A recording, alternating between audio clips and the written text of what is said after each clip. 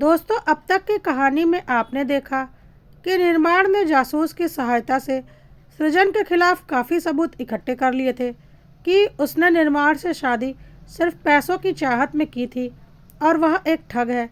और यह सबूत काफ़ी थे सृजन को कोर्ट में दोषी साबित करने के लिए। फिर निर्माण ने सृजन के आगे शर्त रख दी थी कि वह उसके घर से जितने जेवर और कैश लेकर गई है सब कुछ उसे वापस ला कर दे, तो निर्माण चुपचाप तलाक के कागज़ों पर साइन कर देगा और दोनों के रास्ते अलग अलग हो जाएंगे और सृजन कोर्ट कचहरी केस मुकदमे से बच जाएगी। सृजन को यकीन नहीं हो रहा था कि उसका सारा काला चिट्ठा निर्माण के आगे खुल चुका है और उसने निर्माण से सोचने के लिए कुछ वक्त मांगा था। निर्माण अपने घर वापस आ चुका था। आइए देखते हैं आगे क्या हुआ। निर्माण ने सोच लिया था कि सृजन को उसकी औकात तो वह दिखाकर रहेगा, पर अंदर ही अंदर बहुत दुखी था निर्माण और अपने नसीबों पर उसे रोना आ रहा था। एक ऐसी लड़की उसकी जीवन साथी बन चुकी थी जो कि शायद किसी की भी जीवन साथी बनने के लायक नहीं थी। इतने गलत काम करती थी वह। निर्माण तो बस यही सोच रहा था कि अगर यह बात कभी उसके परिचितों और रिश्तेदारों में फैल गई तो उसकी क्या इज्जत रह जाएगी कि उसकी पत्नी एक कॉल गर्ल है। पर अब क्या कर सकते हैं। निर्माण बस जल्द से जल्द सृजन से छुटकारा पाना चाहता था। वह भी कोर्ट कचहरी करके इस मामले को ज़्यादा फैलाना नहीं चाहता था, क्योंकि इसमें उसकी खुद की बेइज्जती थी। और निर्माण अब सृजन के जवाब का इंतज़ार कर रहा था। कुछ देर के बाद सृजन का कॉल आया। निर्माण को उसने एक कैफ़े में मिलने के लिए बुलाया। निर्माण जब कैफ़े में पहुंचा तो वह हैरान हो गया। सृजन के साथ उसका भाई और जीजा तो थे ही साथ दो तीन लड़के और थे। निर्माण को कुछ समझ में नहीं आ रहा था कि यह सब कुछ क्या हो रहा है। निर्माण तो अकेला ही वहाँ आया था। सृजन ने उससे बोला, आओ निर्माण, बैठो। अरे तुम डर क्यों रहे हो? यह एक पब्लिक प्लेस है, यहाँ हम तुम्हारे साथ कुछ नहीं करेंगे। निर्माण हैरान हो गया था, सृजन कैसी बातें कर रही है। खैर, निर्माण बैठ गया था।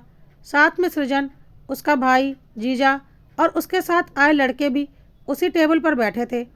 सृजन ने आगे बोलना शुरू किया, देखो निर्माण, अब हमारे बीच कोई पर्दा नहीं रह गया। तुम सब कुछ जान ही चुके हो। वैसे मैंने सोचा नहीं था कि तुम इतने होशियार निकलोगे। चलो, अब जब इतना कुछ जान गए हो तो एक बात और जान लो। अब तुम्हें पता तो है कि मैं क्या काम करती हूँ और मैं जो काम करती हूँ उसमें कैसे कैसे लोगों से मेरा मिलना जुलना होता होगा और कैसे कैसे लोगों से मेरी जान पहचान होगी। या तो तुम्हें आइडिया हो ही गया होगा। एक से बढ़कर एक अमीर, पैसे वाले, नेता, गुंडे सब आते हैं मेरे पास और उनकी पहुँच कहाँ कहाँ तक होती है इसका भी तुम्हें अंदाज़ा होगा। वैसे यह जो मेरे साथ आए हैं ना, ये सब मेरे दीवाने हैं और मेरे एक इशारे पर कुछ भी कर गुजरने को तैयार हैं। तुम्हें पता है निर्माण, अगर मैं अभी इन्हें एक इशारा करूँगी ना तो तुम कहाँ गायब हो जाओगे, कभी किसी को पता भी नहीं चलेगा।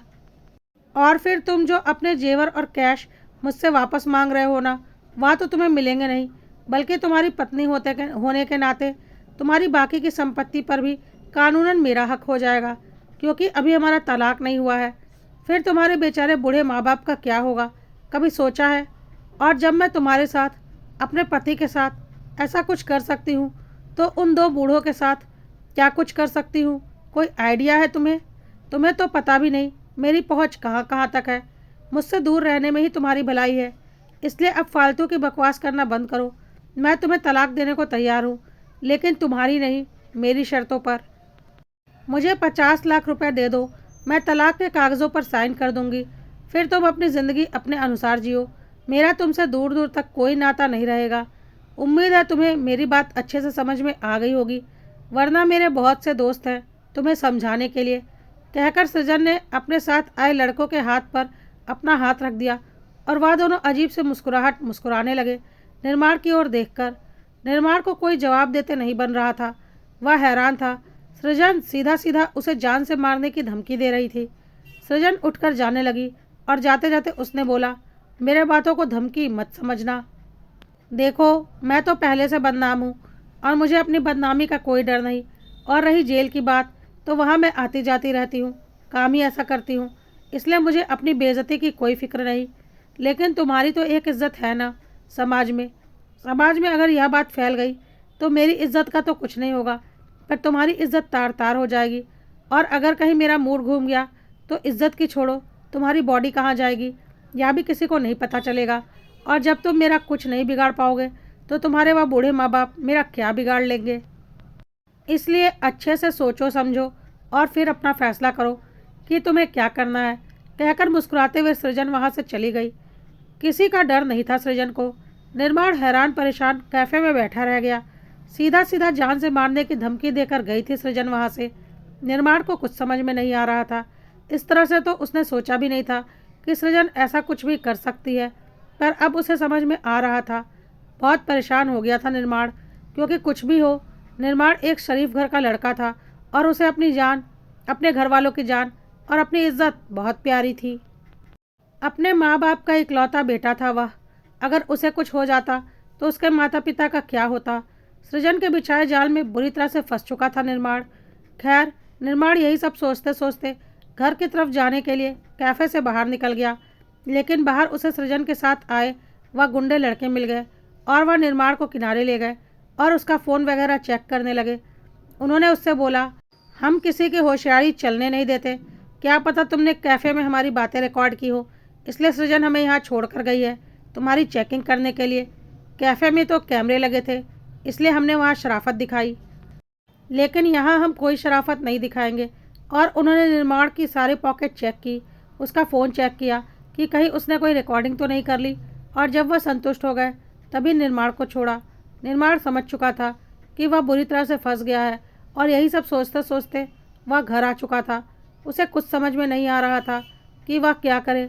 थोड़ी देर के बाद उसने अपना फ़ोन खोला तो उसे सृजन का स्टेटस दिखा। सृजन ने अपने स्टेटस में लगा रखा था, हमसे उलझने वालों का खानदान उजाड़ देते हैं हम। यह सब कुछ देखकर निर्माण और भी ज़्यादा परेशान हो गया और उसे पता था सृजन का जो बैकग्राउंड है वह कुछ भी कर सकती है। अब निर्माण बहुत परेशान हो चुका था, लेकिन वह सृजन जैसी लड़की को उसकी मनमानी करने नहीं देना चाहता था, वरना वह यहीं पर नहीं रुकती। आगे पता नहीं कितने निर्माण उसका शिकार बनते। इसलिए निर्माण ने काफ़ी सोच समझकर एक बहुत बड़ा फैसला ले लिया था और 4-5 दिनों के बाद उसने सृजन को मिलने के लिए बुलाया। सृजन अपने भाई, अपने जीजा और अपने 2-4 आवारा गुंडे दोस्तों के साथ निर्माण से मिलने के लिए एक सुनसान इलाके में पहुंच चुकी थी। क्योंकि वह एक बहुत चालाक लड़की थी, उसने सोच लिया था कि निर्माण उसकी बात नहीं मानेगा तो वह कुछ भी कर गुजरने से पीछे नहीं हटेगी। निर्माण को पहले ही समझ में आ चुका था कि अब उसके साथ कुछ भी हो सकता है। सुनसान इलाके में पहुंचने के बाद सृजन ने सबसे पहले अपने भाई और जीजा से बोला कि अच्छे से निर्माण को चेक करो, या कोई रिकॉर्डिंग तो नहीं कर रहा। आज अगर इसने हमारी बात नहीं मानी तो हम इसे बताएंगे कि हमसे उलझने का नतीजा क्या होता है। और सृजन के जीजा और भाई ने निर्माण को पूरी तरह से अपने कब्जे में ले लिया और उसे अच्छे से चेक किया। उसके हाथों से उसका मोबाइल भी छीन लिया था उन लोगों ने। निर्माण तो पहले ही पूरी तैयारी के साथ आया था और उसने बोला, तुम्हें जो करना है कर लो, लेकिन अब मैं तुम्हें एक फूटी कौड़ी देने वाला नहीं। और तुम्हारे खिलाफ मेरे पास जितने भी सबूत हैं ना, अगर मुझे कुछ भी होता है तो मेरा वकील उन सारे सबूतों को अदालत तक जरूर पहुंचाएगा, तुम बचोगे नहीं। इस पर सृजन ने कहा, अच्छा, अपने जान जाने की कोई फिक्र नहीं है तुम्हें? अभी उम्र ही क्या हुई है तुम्हारी जो मरने के लिए तैयार हो गए हो?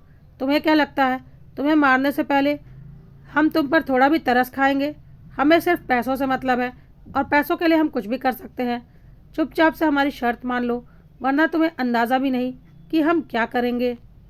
निर्माण ने बोला, क्या करोगी? अधिक से अधिक मेरी जान ले लोगी। मुझे अपनी जान जाने की कोई फिक्र नहीं।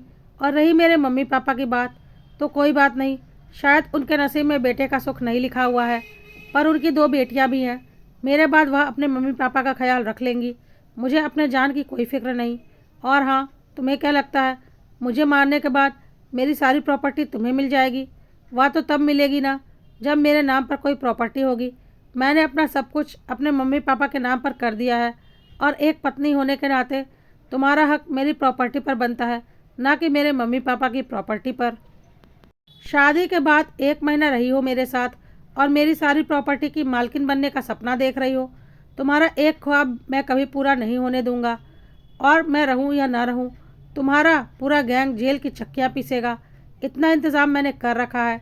यह सब कुछ सुनकर सृजन को बहुत गुस्सा आ रहा था और वह अपने आपे से बाहर हो रही थी।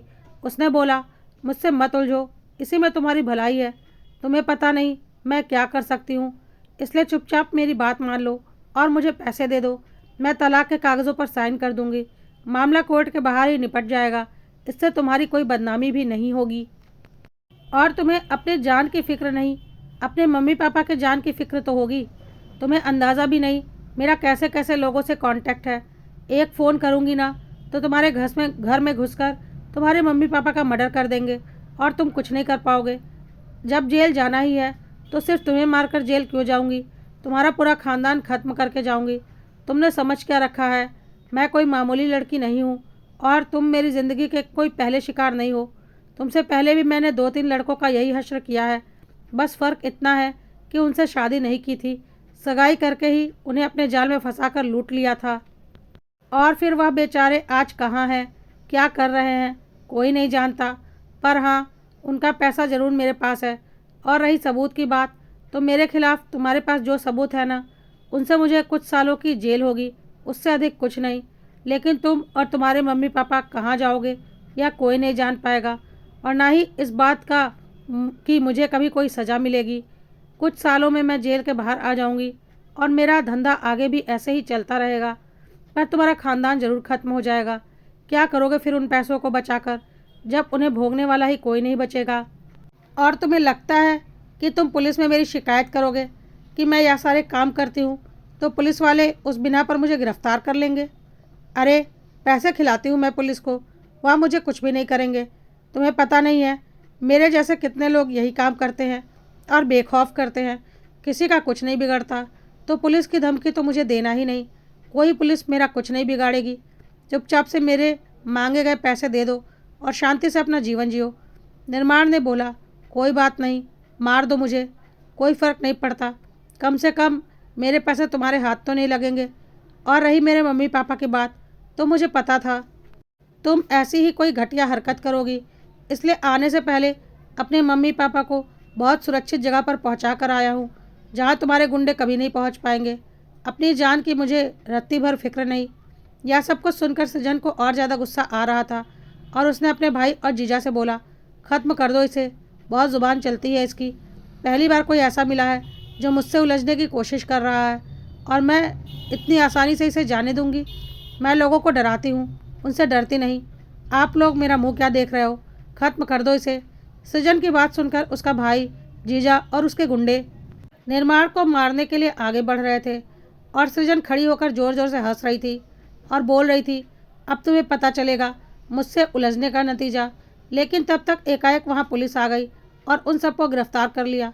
अब सृजन और उसके भाई और जीजा बोलने लगे, आप हमें किस बात के लिए पकड़ रहे हैं? हम तो यहाँ खड़े होकर बस बातचीत कर रहे हैं, हमने क्या किया है? तो पुलिस वालों ने बोला, तुमने क्या किया है ना, बहुत से लोग एक साथ देख रहे हैं। कहकर पुलिस वाले ने अपना मोबाइल दिखा दिया, जिसमें कि सृजन और उसके भाई और जीजा की सारी हरकतें लाइव टेलीकास्ट हो रही थीं। निर्माण ने अपने सोशल मीडिया से लाइव करके रखा हुआ था। सृजन हैरान थी, अब तक जो कुछ भी बातें हुई थी उनके बीच, सब कुछ लाइव में चल रहा था, जिसे लाखों लोग देख रहे थे और पुलिस वालों ने भी देखा था और सही वक्त पर उनके पास पहुंच चुकी थी। अब किसी को किसी सबूत की ज़रूरत नहीं थी। सृजन हैरान थी, निर्माण का मोबाइल तो उसने छीन लिया था। तभी निर्माण ने सृजन का ध्यान बगल के पेड़ पर दिलाया, जिसके ऊपर निर्माण का हायर किया हुआ जासूस छुप कर बैठा हुआ था, और वहीं से निर्माण का सोशल साइट उसने लाइव किया हुआ था, जिससे सृजन और उसके गैंग की सारी हरकतें लगातार लाइव टेलीकास्ट हो रही थीं। सृजन ने सपने में भी नहीं सोचा था कि निर्माण ऐसा कुछ कर सकता होगा। निर्माण ने हंसते हुए बोला, अब तो किसी भी अदालत को और किसी सबूत की ज़रूरत ही नहीं पड़ेगी, क्योंकि सब कुछ तुमने खुद पूरी दुनिया के सामने कबूल किया है और अब तुम अपनी बाकी की ज़िंदगी जेल में गुजारो। बहुत सुकून मिल रहा है आज तुम जैसी घटिया लड़की को जेल के सलाखों के पीछे भेजकर। पुलिस सृजन और उसके गैंग को पकड़कर ले जाने लगी और पुलिस की एक दूसरी टीम उसकी मम्मी और बहन को पकड़ने के लिए भी निकल चुकी थी। निर्माण एक सुकून के साथ अपने घर वापस जाने के लिए निकल पड़ा, क्योंकि उसे पता था अब सृजन इतनी आसानी से जेल के बाहर नहीं आ पाएगी। घर की ओर जाते वक्त निर्माण को इस बात का अफसोस हो रहा था कि उसने अपने घमंड में अपनी खुद की ज़िंदगी बर्बाद की थी। अगर वक्त रहते घर आए अच्छे रिश्तों में से उसने थोड़ा बहुत कॉम्प्रोमाइज़ करके कोई रिश्ता फाइनल करके शादी कर ली होती तो शायद आज उसका यह अंजाम नहीं होता, क्योंकि 100% परफेक्ट तो कोई भी नहीं होता। पर यह सब सीखने में उसे ज़िंदगी का एक बहुत बड़ा सबक मिल चुका था।